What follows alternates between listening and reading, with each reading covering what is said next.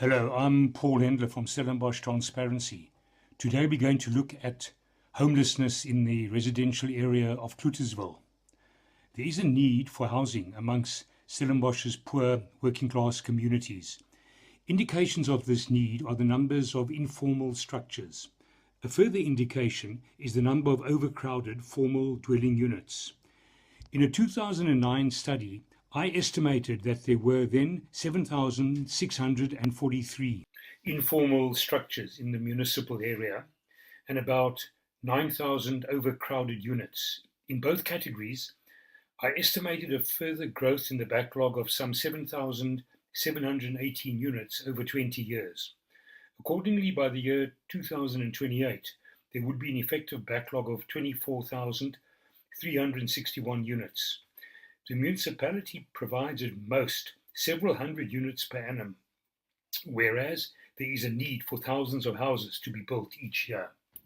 The result is that each year the poorer working class communities in Stellenbosch suffer from an ever-growing housing shortage.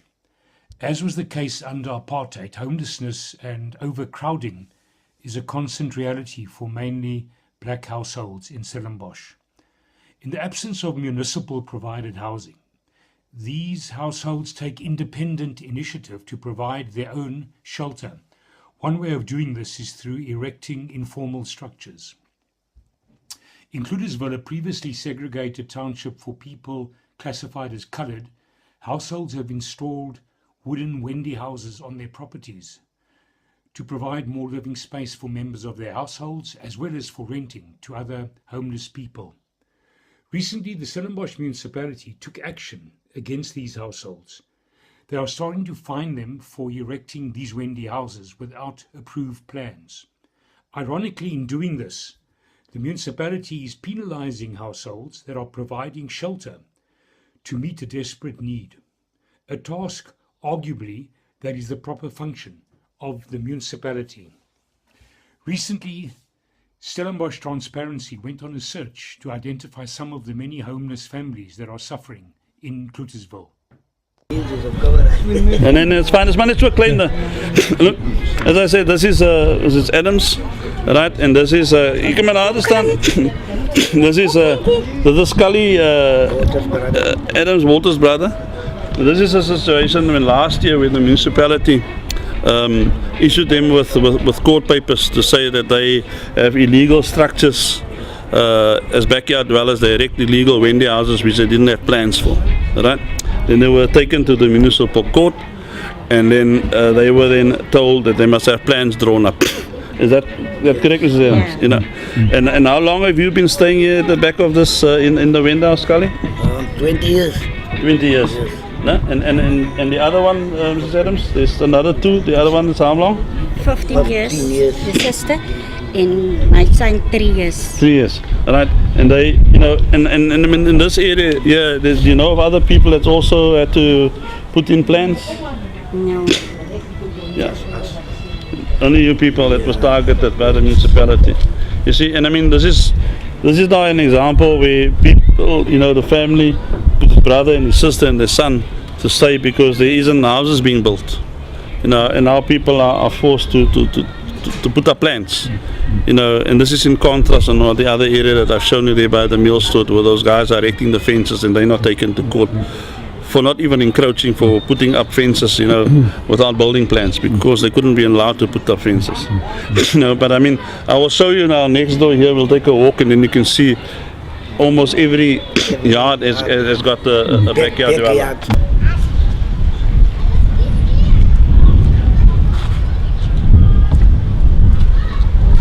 It's also, yeah, you see, here you'll find, look on this side, this is also where people, that is how people stay, put up window houses, extended families like the Adams.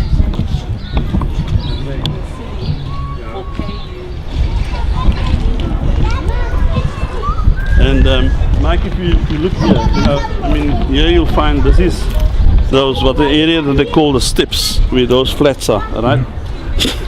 And here again, you'll find this is how the people has been extending, you know, putting window houses there. Now, if you look at this one here, this Wendy house here. This was erected by the municipality of one of the people that was relocated from Slaptown, where the municipality has drawn up the plans and asked for people to stay here as backyard dwellers and put up the Wendy houses and draw up the plans on this one. Again here, here on this side as well, people is putting up because there's the housing need, right next to a substation. So this is what is happening here. Michael. Hallo Michael, dat is Michael, dat is ook Mike. Oké, ik ben Mike. Lekker. Nou, we gaan Afrikaans praten, hè? Michael, sorry gewoon, maar ik zie gezegd, was het maanden wat terug is aan je ma, maar ik zit steeds gaan terugkomen naartoe. Ons maken gewoon een klein videootje, hè? Oké. Kan je maar net voor Mike zien hoe lang blijven jullie hier staan nou al? Ik is nog al 5 jaar hier. 5 jaar hier staan. Ja. Je malen? Nee, dat is eigenlijk mijn malen niet. Ik geef haar maar, want ze is een goed persoon en ik heb er respect voor haar. Oké, maar als ik al jaren is dan, hè? Ja. En hoeveel wendyhouses is er achter? Iets 5. Dus hier 5. Nou, zo nog 5 jaar is dan. Van die andere mensen, hoe lang is hulle is dan? Alle bly al hele tijd al hier. Alles samen, alles familie. Dat is hulle familie. Hallo. Die andere niks door bij mij. Bly omtrent een maand of 2, 3 maanden, 4 maanden avond. En die achter ook is ook familie, zoals is al hier. Okay, so, alright. Mike, you want to take a walk around just? Yeah, fine. Dit gewoon net zien. Oké, no problem. Dat is maar in mijn huis is, hè? Ja. Er is toch niet laatste keer dat de hond nog niet anders. Nee, hij gaat nou waar in hij slaapt nou. Dat is toch nou. Oké, welkom. Hier was een oudste stukje geweest, ook bungalow geweest. Toen had het maar zo'n werk met zelf opgebouwd, zodat mensen kan blijven, staan niet. En vandaag lijkt het daar mooi, staan niet. Als alles redelijk was, thuiskracht was, toen hadden we nog niet een paar problemen. Waar die kracht, waar die prijken staan niet, maar hier is nou 1, 2, 3, 4, 5. Maar daar in mij alleen nog niet kracht. Maar als gebruik met stof en ketel en zo die prijken gaat afslaan. Wanneer je allemaal de ketel zijn allemaal stof. Zo is moeilijk. Krijg je de kracht van die mijnen is af? Wat krijg je kracht van die mijnen af, ja. Ja, de koepkracht is bijna. Ja, en nou de dag toen brandde een paar plaks en een paar draden, toen moet ik weer recht maken uit mijn eigen zakken. Oké, en dan betalen jullie hier iets aan? Extension code van die Ja, mijnhuis. ja. En betalen jullie hier? Ik betaal hier, ja. Wat allemaal betaal hier. Ja, ik weet dat wissel maar zo van, wat is hier wat jullie hier betaalt? Op die ogenblik betaal ik van 800 af. 800 Ja, euro in deze. en ik geef altijd een beetje meer, want ik weet... Steekt het kracht in of niet? Ja, er zit kracht in, dat staat niet. Maar ik geef altijd, ik heb een boete. Ik geef altijd extra, want ik weet hoe zwaar gaat het. Dat is hoe het is. Ja, daar is maar die going rate zo 800, tussen 800 en 1200. Ja, samen bij andere mensen plekken gaat het een beetje meerder. We staan het hangt het af met wat voor type mensen het is en wat ze gebruiken en hoe het is. Hoe die omgeving is ook. Maar het is een beetje moeilijk ook. Ja. En hierdie ding maak het 'n groot verskil aan jou koste ook niet? Nee, hij maakt niet verschil, maar alle het hem gebruikt. Ja. Maar hij heeft een beetje problemen met hem. Ja. Verstaan niet? Hij overheat een beetje, hij maakt niet. Verstaan niet? Die water bij je warm. Ja, kan hem opdraaien en de kraan opdraaien. Dat is een gravity heater dat. Ja. Gravity geyser. Hij heeft een beetje probleem toen hem afgeschakeld. Ja. There is no control of the heat. Ja. Ja. Verstaan niet? Zo is moeilijk. And Derek, is this gentleman also experiencing the issues of requiring plans, or they not got to him yet? No, they didn't get to him yet. Right. Dat is nog hier gevraagd om bouwplannen op te trekken voor die wind. Nee, dat weet ik nou niet. Dat weet ik nou niet. But at any moment they could come and say, Yeah, they right? could come. Yeah. Mike, this is the site that the municipality has identified, the council, as an emergency housing site in Cloetesville. And the other one is similar to this on the other side of the sports fields. There was an attempt of people last week to invade this, from the backyard dwellers in that other area that showed you now, that they want to come here and put up their wendy houses or shacks, and there's more space around them.